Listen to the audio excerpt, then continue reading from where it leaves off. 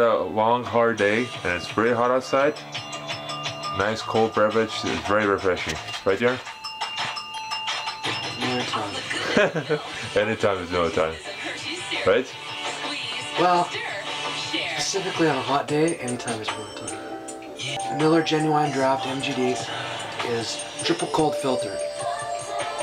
It tastes that crisp wheat taste as opposed to a lot of other drafts. And Rolling Rock is a good substitute if you can't find any Miller on hand, which is ridiculous because everybody should have Miller on hand in any restaurant I've ever. And I even found out the other day that they're starting to have Miller on tap in Boston Pizzas. So, good on them. So Darren found some old vintage comic books of his that he's going through, and I guess this is the first time he's seen it for a while because he's spazzing out about different comics he has not checked out for a long time. We got Motley Crue #1 edition Metal Thunder, and it's not even actual pictures of them. It's somebody's weird long-faced drawings of them. So very bizarre. I don't know if it's worth anything, but it says #1. That just might mean the issue number, not necessarily the production number. Right? For $3.50. I don't think it needs to be in a sleeve. Do you guys? You know what? Forget about it. I'm eating the sandwich. No, don't eat. No, I'm going to eat the sandwich. You made it for me special, and I'm going to eat it. Black and white? Guess so. No, it's a perfectly good sandwich. You Let's made see it what for it me, says and here. I appreciate it. That's all. They did it. They climbed up the ladder of fame, forging ahead through countless hardships. These four musicians are now on top, with award-winning performance songs and sold-out performances. Editor-in-Chief Michael Valentine Smith. Writer is Peter C. Knight. 1990. So I guess these comics were made in 1990. So probably like just after Dr. Feelgood and Decade of Decadence. So right before 91. I'll make a deal with you. Very strange. I mean, I don't know. What do you guys think? I throw this out. Doesn't tell me what number the issue is, like for You can call me. collectability. Well, it's #1, right? It says #1, but that just means the edition is #1. Doesn't mean it's necessarily Issue. first issue of #1 ever made, right? Maybe that's the only one. I don't know. 1990 Metal Thunder Comics. If anybody knows what, just let me know. If it's worth anything. Yeah. Rock Fantasy Comics presents.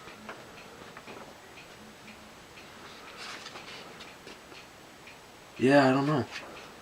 But I don't think it needs to be in a... Okay, let's see what else we got here. Some more Punishers. Just put them all in one pile. Yeah. Oh, these are a couple in here. Holy cow. Punishers. War Zones. A couple others, older ones. Guess they're all gonna go in one pile. Hey? Yeah. I got a few Punishers, I guess. Oh, some more Motley Crue. I got a 1970 Iron Man here. It's in pretty poor condition, but it's still cool to have. That's vintage. Yeah, I guess it's vintage. And Motley Crue, and the sleeve again. Girls on the covers, not the band. And from the look of the costumes, I'm gonna say this is from Theater of Pain 1985 era. But I doubt it's from that era. It's called Rock and Roll Comics, Revolutionary Comics trademark. And October 4th. Same year. Oh, and I was right. It looks like it's the Theater of Pain era, 1985 circa. Motley Crue. And published 1989. Oh. Maybe this is an old one. Beats me. If you ever wanted to see what you thought Motley Crue would look like as Terminators, here's your chance. Very bizarre. And again, with pictures of the band, but not photos. Oh, stay alert, stay safe, kids. Stay alert, stay safe. Don't run on the road. Always cross the street with a parent in hand. Amazing Spider-Man. And X-Men on video. And for those kids who are born prior to like 1997, don't know what a video is, it's called a VHS tape. And we used to have those before DVDs came out. And it was just a bunch of tape on a piece of plastic.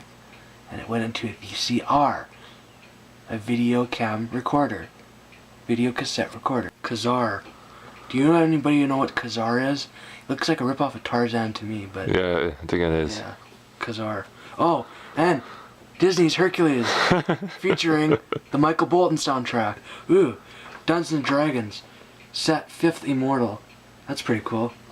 And this comic is Strike Force. People are familiar with. Strike Force looks like a bunch of, well, if you want me to be honest, it looks like another Fantastic Four team with more members, with different powers. So, yeah. And this is Iraq, Son of Thunder, and not Iraq, but Iraq, and not Iraq, but Iraq. And we have Tron. Kids, this is the original Tron. And it is also a 2nd anniversary spectacular novel-length edition. Okay. November 24th of August. And Advanced D&D. There you go. And here's the opening page here. So this was like an old one, because we're talking Tron, people. So Tron, 1983. So this is another old one. Mm-hmm. This looks like, okay, I'm gonna be perfectly honest, this Iraq guy looks like a complete rip-off of a Mohawk Iroquois Indian, Native American. And yeah, so I don't know, kind of borderline racist or exploitist, I don't know. You tell me. Yeah, I don't get it. And with the Mohawk theme, I guess all Mohawks carry double-edged broadswords. Oh, look! Another Motley Crue legacy. Jeez, you already have a whole bunch of them. And this looks like a 1990s 191 version, Decade of Decans, because you can tell because Tommy Lee already has a mohawk as opposed to his long hair. Mm-hmm. So yeah. Again, why is it in a sleeve? I don't know.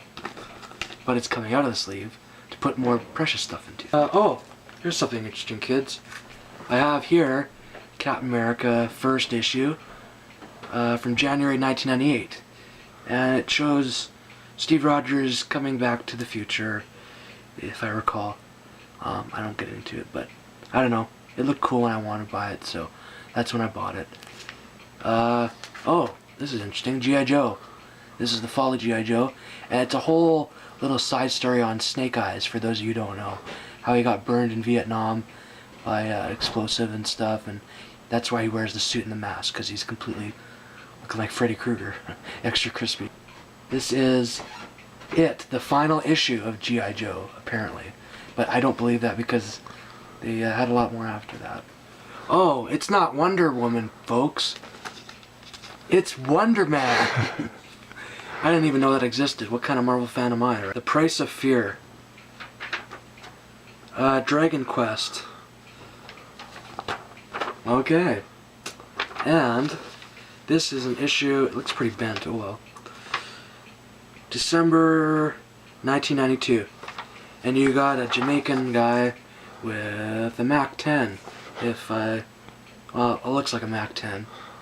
And he's shooting up the streets. But don't fear, Wonder Man is here. We have a August 18th DC Superboy edition. And on the back we have Justice League on Sega Genesis. And yeah, Superboy.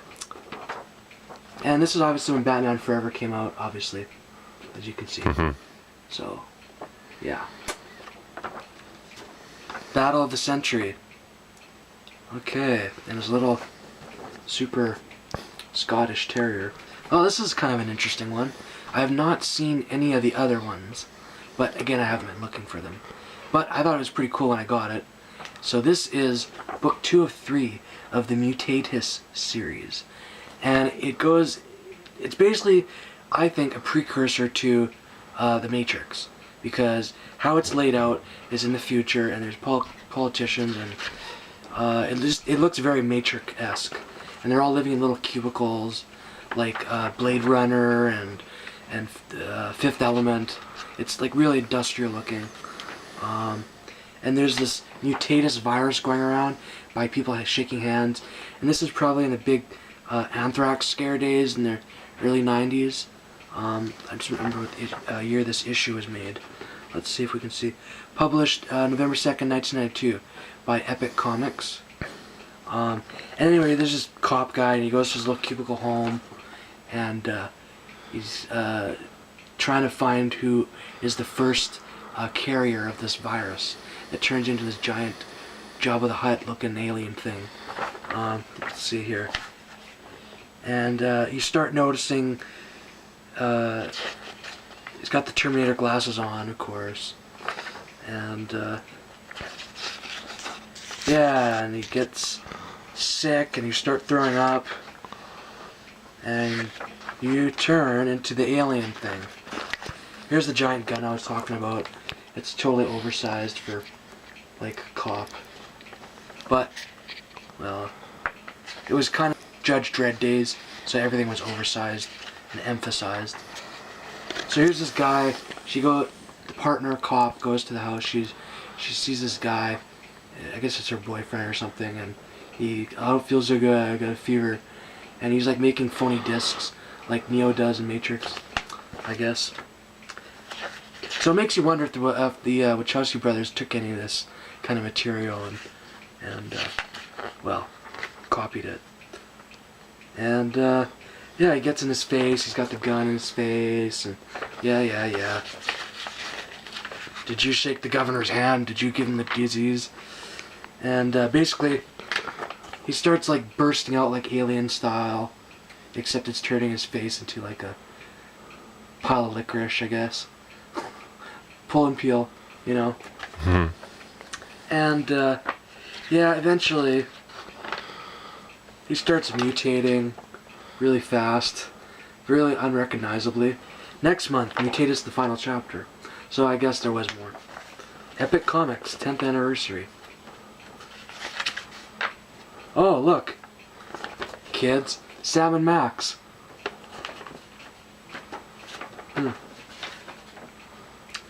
And Tech World. Great film, by the way. This is the American version of La Femme Nikita, if people are aware, with Jane Fonda. It was Point No Return. It's pretty good. Yeah, one of her hotter roles. And this is The Demon, I guess. Not familiar with The Demon. It's a DC thing. I only know a few DC things. And this is April 1993. Oh, this is a good one, folks. This is Wolverine. And this is Wolverine up here in the corner, like he should be, in the mustard and brown suit with the belt buckle. That is the original costume from the Uncanny X-Men, if you kids are familiar with. And on the back, we got Game Boy. And this is Nintendo Game Boy in black and white. We used to carry these honkin' cassette frickin' heavy things in our pockets because that's all we had. Oh, we had Sega Game Gear, but Sega Game Gears were really expensive because those were in color. And you had to plug those suckers in like all the time. So you always had to be near an outlet, a plug-in out source. And so Game Boy, that's what we had, black and white. And this is early July 26th edition. Pretty cool, eh? Logan goes to Japan. And This is a 1990 issue, so this is obviously still Chris Claiborne, I believe. And I'm not seeing, but I'm making that assumption. Oh, what is this? Oh, another Wolverine. Ah, wow. And it looks like you got the Invisible Woman on the corner. Only poison can kill the pain. Interesting. Invisible Woman versus the Invisible Girl. And this is obviously a Wolverine Ghost Rider collaboration comic. I have a few of those. They did a few of those, I guess. Baptism of Fire in the mustard and brown suit. Very cool. That's the way Logan should always look, in my opinion. Or the yellow and blue and black. Oh, I guess I have a Star Wars comic in my collection. And this looks to be a fairly old one and in fairly good condition. This is a June of '82, so this is Empire Strikes Back era. Mm-hmm. Obviously episode 5, for those of you who don't know, your Star Wars history. And yeah, Stan Lee presents Star Wars. Very cool. TIE fighters. Yeah. There's somebody who looks like Patrick Stewart in there, I don't know why. Oh! What do you know, kids? Coming out pretty soon, Guardians of the Galaxy. And I don't know a heck of a lot about it. Oh, MLB Action 1992. How about that? This is the Marvel Universe of the 31st century with the Guardians of the Galaxy. Talon versus Rancor. Enough said. 30th anniversary, Amazing Spider-Man, 1962 to 1992. And looks like the artists are Valentino Texiera. So, oh, this should be interesting, you folks. This is before Arnold Schwarzenegger was governor of California, and after he was Conan the Barbarian, and after he was Mr. Universe. How many times? T2, Terminator, Judgment Day. Arnold is going to be like 90 years old one day, and he's still going to look the same. Because he is the best, and he's immortal. Guardians of the Galaxy. Looks like pretty good artwork. This is my puny collection, by the way. It's not very big, but it's what I collected over a lifetime, which is not very much. Pretty sad, considering how old I am now. What is this? 2009 first printing? So this is a fairly new one. Sons of Marvel chronology. Oh look, kids! Scottie Pippen. How about that?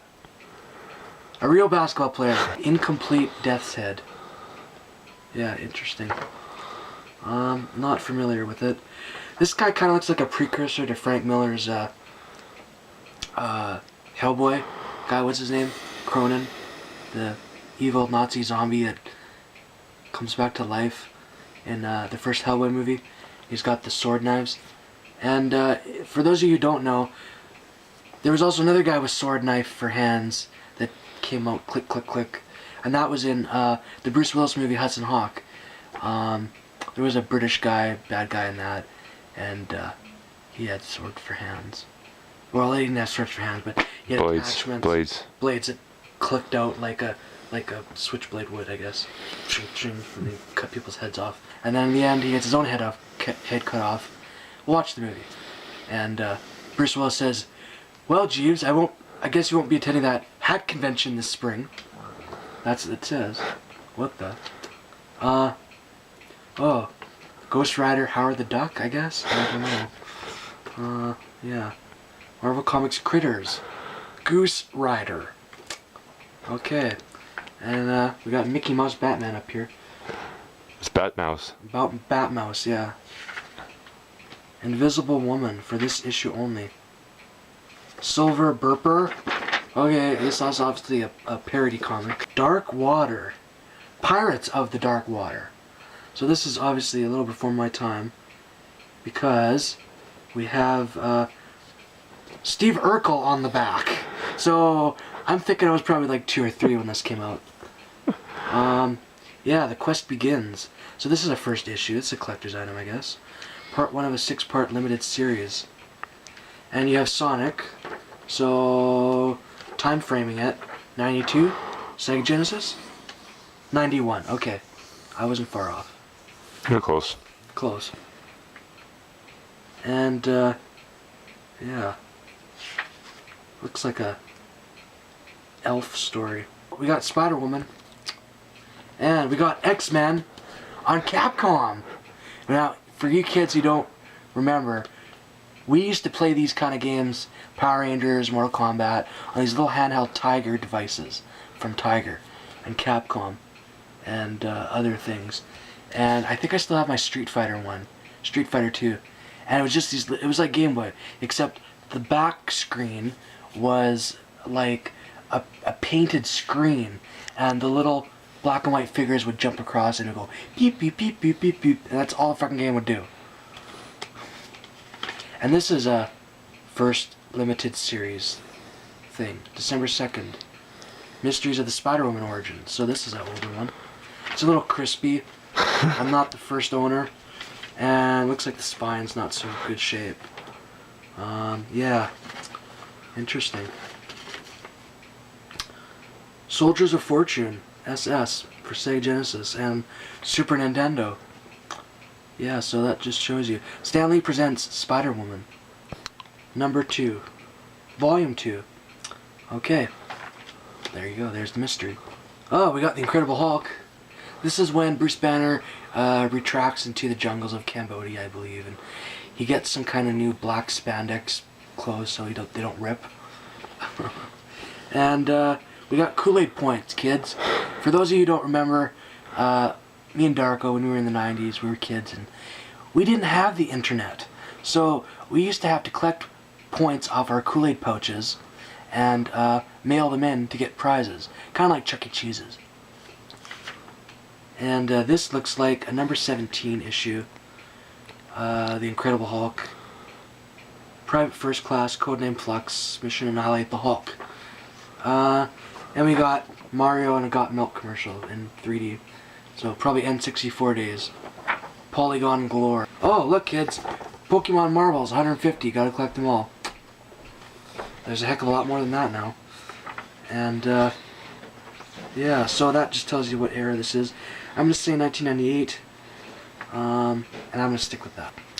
This is a cover of, I guess, a Spider-Man comic that didn't make it in my collection. Oh, here's the rest of it. I found it. The spine is shot to hell. But it's interesting to have. It's one of those double comics. We used to have double comics when we were kids. It's called a Fabulous Flip Book. And it's falling apart. But, yeah, Web of Death. Interesting. And on the other side, we got the Lizard, folks. Dr. Connors as the Lizard, Transformation. Selections from the upcoming Byron Price Multimedia Berkeley book, The Ultimate Spider-Man. So, this must be pretty old. And this is Radically Both by Christopher Golden. Spidey, nice shot of Spidey. And it's not going to tell me. But this looks like an Origins comic for Dr. Kurt Connors as the Lizard. That's a pretty good shot of the Lizard there, folks. Nice. Mm-hmm. Sharp teeth. Mm-hmm. So yeah, this is obviously a Origins edition. Oh, there goes the top.